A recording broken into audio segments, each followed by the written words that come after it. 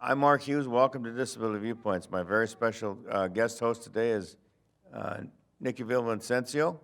We are remembering Rick Cardenas today, who just recently passed away in the Twin Cities. He was a big part of the disability community, and that's coming up on today's show. Nikki, some of your forethoughts of Rick Cardenas.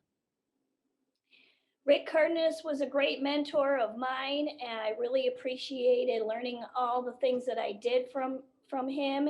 And we enjoyed getting a chance to discuss and tribute to him with my special guest Daryl Paulson, also disability rights activist. Very good. And also, Carrie Sheldon, the chairman of the Mayor's Committee for People with Disabilities, will join us on the show. So the whole half hour today is dedicated to Rick Cardenas. So we hope you'll join us next on Disability Viewpoints here on SPNN.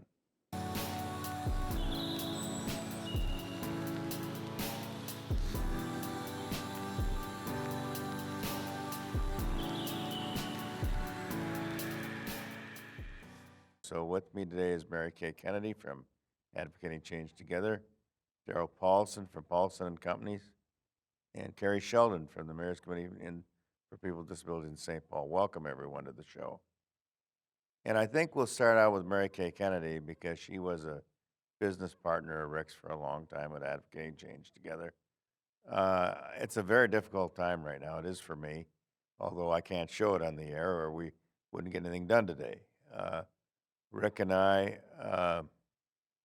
spent a lot of time, as everybody did, down at the Senate and House and State Capitol, and Rick worked very, very hard. And a lot of the, as Daryl said before we went on the air, a lot of the things that we learned or grew up with in those circles, we learned from Rick. He was kind of a forefather in what we all do every day. And so I want him to be remembered for that. And his identity thing at the cemeteries was another thing he worked on very, very hard. So Mary Kay, we can start out with your first thoughts, as you are a co-partner of Advocating Change Together. And I'll try to keep it together up here. Well, Mark, as you say, it's a sad time. And for sure, it's sad to see somebody we love so much go. But then at the same time, Rick led such an interesting and full life. And he lived to be almost 80 years old. So when you think of him, just like when he first was injured, they were saying, you are not going to live a long life. So I think that he, part of his journey in life was just every day was a gift. And he did a lot. He enjoyed life. He loved people. He had his own house. He had transportation. He had people who loved him. So he really lived a great life. So there's a part of me, of course, like everyone else, I'm sad to see him go and I miss him terribly. But there's another part that thinks, oh my gosh, what a reason to celebrate that he got to be on this planet and he was part of all of our lives. Yeah, just think of the experience and the marks he left on our lives, in a good way. I mean that Yeah. he was a teacher, and I don't know if we all knew that he was teaching us while he was talking to us, and it was Yeah. just he was like Showed none other. an example how to be out there enjoying life side by side with everyone else. And just by being present and being active in the community, that was Yeah. his leadership. That was just leading by example Right. in much the same way that the three of you do as well. So I don't look at Rick and think like, oh, he was, I have great affection for him, but I think all of you carry those same qualities that you're leading and making a difference in the world. We had it instilled in us. I learned everything I know from Daryl Paulson. I know that. Well, thank you, Mark. And I learned a lot from you as well. And I did learn so much from Rick. And the one thing I can tell you is Rick and Mary Kay, both of you have given Nikki and I a huge opportunity to be self advocates and to be leaders in our community. And the reason I say that is because, Mary Kay, I don't know if you remember this, but Rick and you gave Nikki and I an opportunity to work for you guys shortly, right after you guys we were getting ready to sign the contract. Rick was the first person that we told that Nikki was pregnant. So, Allie, my daughter, who calls Rick Grandpa Rick, okay? She very much means that when she says that. And the fact that when I met with Rick, I told him we had something really, really exciting to tell him. And, so we met down at one of his favorite spots. I think it was the Taco House, right across from Boca Chica's there in St. Paul. And, he says, okay, what do you got to tell me? And he says, well, I'll have Nikki tell you. But you're gonna be a grandpa. And Oh. he's like, oh, shoot. But he didn't say shoot. He actually probably swore a little bit. Yeah. Oh, We oh, can't, ass, we whatever. can't, we can't use that word on here, Daryl, but I Right. know which one you meant. Yeah. So he says, oh, shoot, now you're not gonna be able to work for me. So now what do? And I'm like, don't worry, Rick, we'll bring the baby in tow. We'll bring the baby wherever we need to bring the baby. And that was a direct result of changing some of the light rail cars along the Green Line, along the LRT and the Central Corridor. That was a direct result of Works teaching us in leadership and skills that he taught us how to do that. And to this very day, I serve on those committees to this day because of the things that Rick's taught me. Well, So, yeah, and I'll tell you one other story. go ahead. I think that behind the scenes in the legislature, the House and the Senate, Rick Cardenas had all those folks who were running that, the utmost in respect, and got a lot more done with passing of his bills for he and Mary Kay and advocating change together in a hurry than most of us could ever done. I think he had more respect with the politicians than anybody. He just knew how to talk to anybody at any level. And I sat back and I was amazed, how'd he do that? How'd he say that? Because he's not gonna show you again. It was one time only. And, but it was very good. And like I just say, he had all the respect of everybody. And so he could come through and get more bills passed and a lot of things done for the disabled. So we had a gift of gold and we didn't know it a lot of times. Absolutely. And I know if Nikki was here, she would say she would not be the leader and she would not be the elected official today without Rick. If it wasn't for Rick helped her in her campaign tremendously. Rick was her campaign manager in the first campaign, and he went on to advise her in the second campaign all the way up until the election. So Yeah. we would not have the elected officials sitting at the table representing us without the great works that Rick installed in all of us. Right. And with me today is Carrie Sheldon. She is chair of the Mayor's Committee for People with Disabilities in St. Paul. She also knew Rick Cardenas pretty well, so we'll let her talk about her memories right now. Thanks, Mark, for inviting me to pay tribute to Rick Cardenas. I knew him, and we worked a lot on the light rail, making sure that people were able to get to and from the light rail and get on and off the light rail. Accessibility wise, and it just was a lot of fun to work with him, and making sure that even that people were able to get to and from work using the elevator. Yeah. Right. That was a really big issue with That- him. The Cardenas connection, we can always talk about that, and I think somebody should actually put that through to the legislature. I know Representative Pinto, does want to do that at some point. And what I mean by that is that elevator that connects the Skyway to the central corridor or the central station, that elevator had gotten taken out of legislative priority status. Yeah, I And remember it that. had gotten removed out of legislative process 3 times. Each time, Rick had to install a couple of us, himself, and a few other folks to go back to the legislature and Right. say, we need to put this back in. They took it out 3 times. The third time they put it back in and said, we should call this the Cardenas Connection.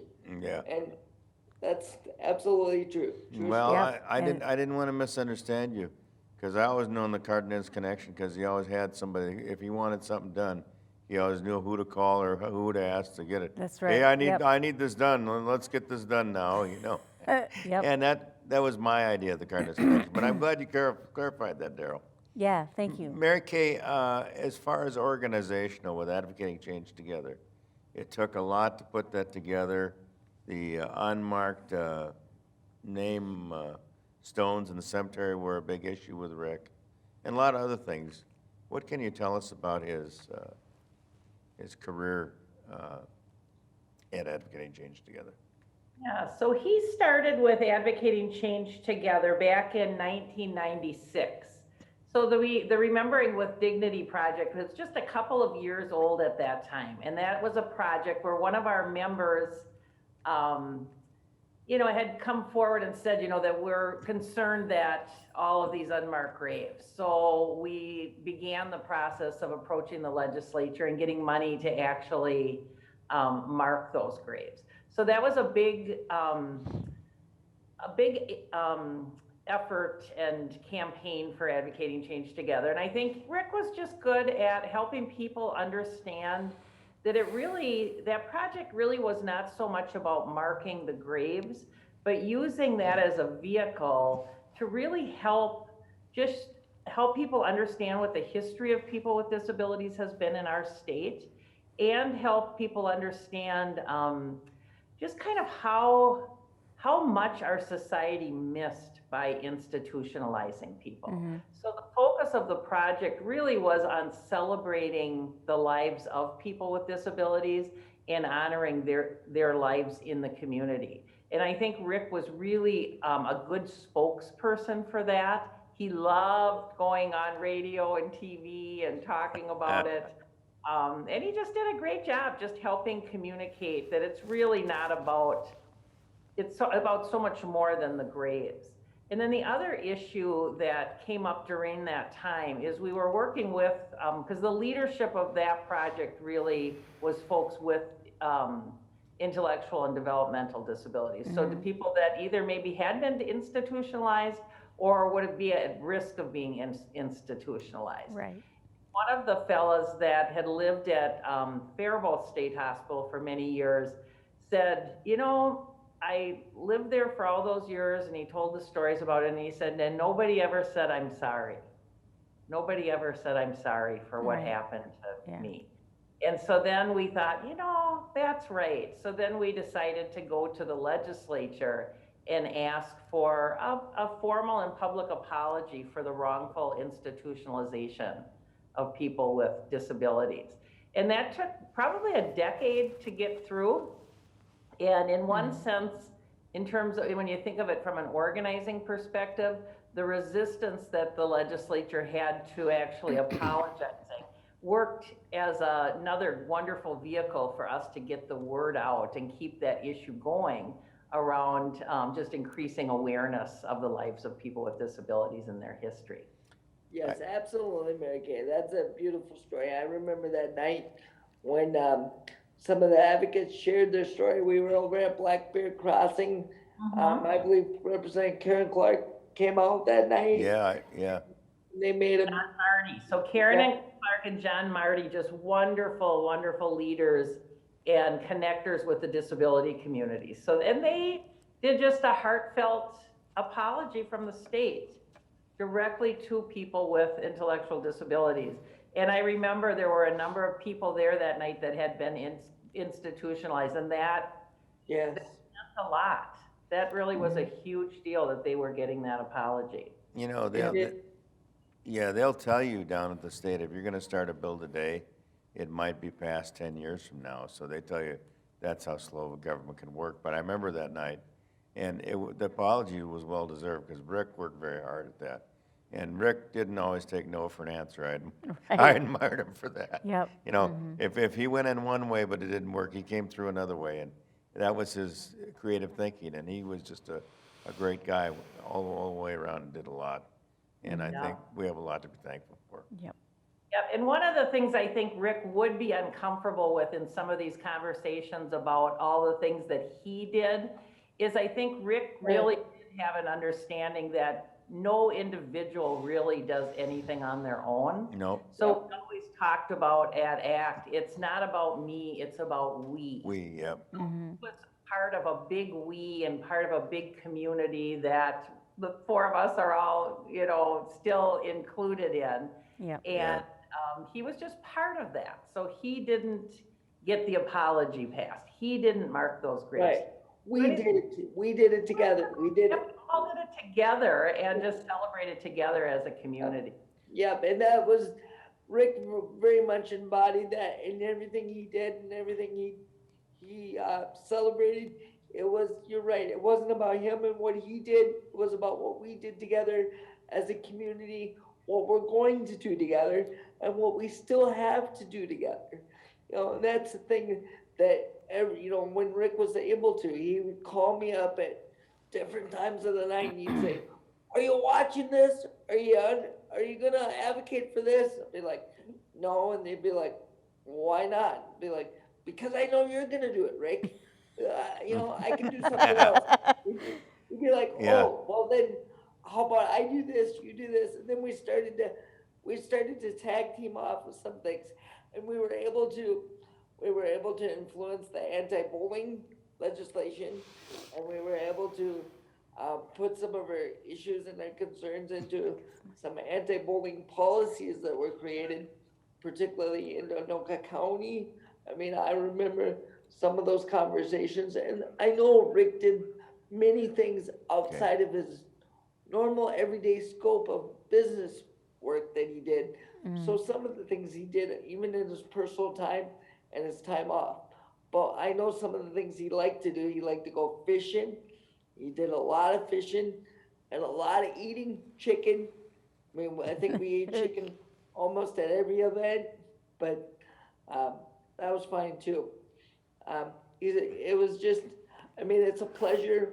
I will never be able to measure up to the work that he's done, but if I can at least get and measure up to a quarter of what he's done, then what he's taught me was well worth every dollar that he and you spent on us and my family. So thank you Yep. for that too, Mary Well, Kay. Mary Kay, I do think that I agree with Darrell, we should put forth a bill for the Cardenas connection. I And- agree. And we never let Rick look at the vacation calendar too long, because every time he came by me, he said, "Mark, take care of this for me, will you?" "Okay, Rick, I'm right on it," you know.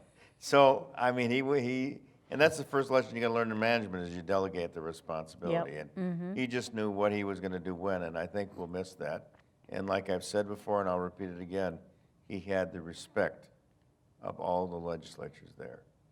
There wasn't anybody that didn't know him, didn't say a bad word about him, they just listened to him, and most of the time he came out the winner. And that's what was important there.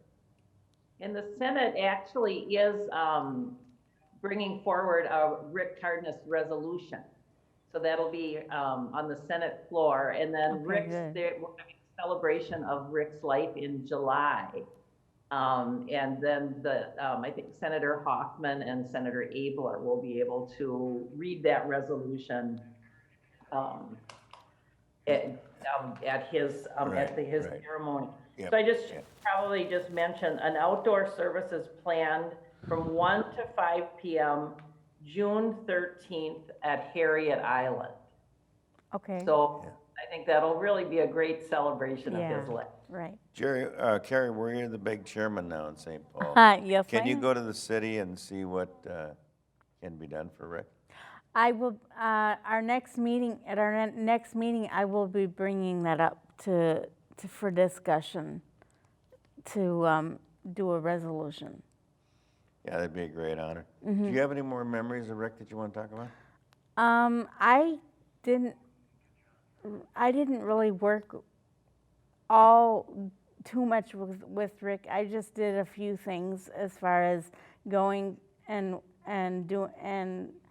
participating in the events for the grave markers, and I also did participate in the surveying of the light rail. Right. Yep.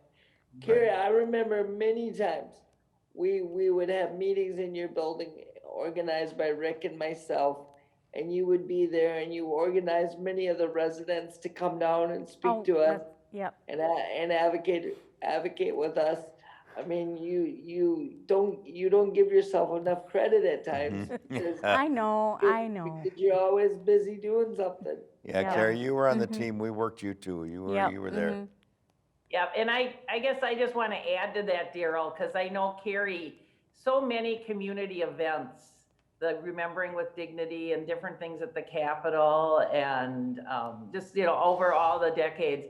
And I always remember, like, you and Rick really gravitated towards each other. Yeah, So we I did. always thought he'd be like, you always had something to say or some connection to say to each other. Yep. So I always, saw you two talking. I didn't really know what you were talking about. But I certainly will. I certainly will miss him. Going through the skyway or even on the street. It's not going to be the same.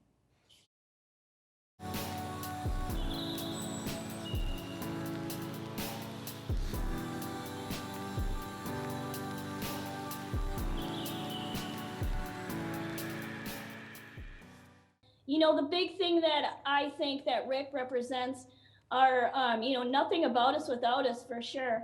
And, the thing that, I don't know how much Daryl shared with Oh, you. but- Daryl did a great job. He was a great Yeah, he fill-in for did. you. You know that. He's Rick not as was cute a- as you are, but he did a great job. Love that one. Okay. Well, I was so proud that Rick Cardenas was our first friend that we told that we were having our daughter to. And so that was super exciting. And the thing that I learned a lot about him is to be involved in electoral politics. So as many of you know, I ran for city council and Rick was my campaign manager. And you won. And let me tell you, I could not have done it without him. He Right. taught me to be like a bulldog and not take no for an answer. And That would be right. he taught me that we don't silence marginalized people. We uplift the Yep. folks in our community That's of the right. most marginalized, because the government works for disabled people in our lives every day. Mhm. And who should run it but people with disabilities like Rick Cardenas? And he ran for office, so I literally sit on the shoulders of Rick Cardenas, and the teachings he had from working with Paul Wellstone about organizing, and the spiral method. Remember Mary Kay? We always did the spiral method together. I could never think about organizing without Rick Cardenas Okay. and amazing things. And whenever somebody would say, the work that you guys do is amazing, it's so amazing, he'd say, good, send money. Good, there you go. There you go. And So- why did you do that, Nikki? What was that about? It was not about the fact that he didn't think you were amazing, but why did he do that? Why do you think he did that? It was Well, because he felt that what we did every day wasn't really amazing. It was the work that we did every day to make all of our lives better, Right, not yeah. just the quote unquote amazing people. And so he felt that if you thought that what we're doing is a good thing, then you should contribute to it. in any which Absolutely. way you can. Don't just talk about it, send money, right? right. So anyway, let's begin the final word segment now very quickly. Mary Kay, we want you to go first. You worked with him, and we're a big part of his corporate life and personal life too. So Yeah, Let's so have I you- heard you say, Mark, and I think Daryl, you mentioned that like he would work kind of even on his time off, he would be doing stuff with disability rights. But Rick really didn't have his life compartmentalized like that. So his life was just his life. And home and work were completely Yeah. intersected. So Yeah, it didn't surprise me at all, Daryl, when you were kind of telling the story of saying, yeah, we're having a baby, that he's like, yeah, good, bring the kid along. So he really did that in his life. So when Rick started working with ACT, his nephews were young grade school boys, and his sister, and everybody came with. So we didn't just get Rick, but we got the whole family. the whole family, yeah. The whole family got us. So I don't know if you can see this picture, but this is one of my favorite pictures of Rick. Oh, He loved kids. Yeah, yeah. Every time Rick went to Mexico or anywhere he went, when he came back, he had presents for the kids. He had dresses and flowers and puppets, and he really, I think, saw his family as being part of our families being part of his, and our whole big, beautiful disability community Right. being a family. very well said. Thank you, Mary Kay. Daryl, let's have you go next.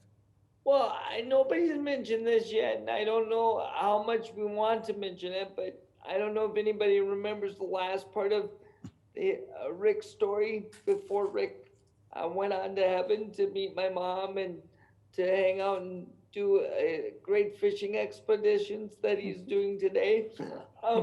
But Rick found out he was a father just before he passed away, and he Oh, I got know to meet that. his son. Yeah, I read And about that. That was a beautiful story, and I mean, and and I hope, I hope what I learned from that is that when Rick would engage with me and my family, he was embodying that, being able to be a family man and being able to be that connector to families. So when he met his son and they wanted to meet again over Zoom at some point or even in person, he didn't get the opportunity to do that. So I hope to be able to at some time be able to foster that relationship or to meet his son and continue that relationship And- for Rick and with him. I mean, Great. so. Great, very well said. Carrie Sheldon, one more thought before we go? It's just going to be really hard not to see him at the Capitol or rolling down the street or in the Skyway if we ever are going to get through this pandemic. It's just going to be really difficult not to be able to work on accessibility issues. Right. And Nikki, one more thought before we go? Just rest in power, Rick Cardenas. And I'll always remember nothing about us without us. Very good, and thanks for watching Disability Viewpoints. I'm Mark Hughes for Nico Villavicencio and the whole entire team. Again, rest in peace, Rick Cardenas. We'll see you soon on Disability Viewpoints. Bye for now.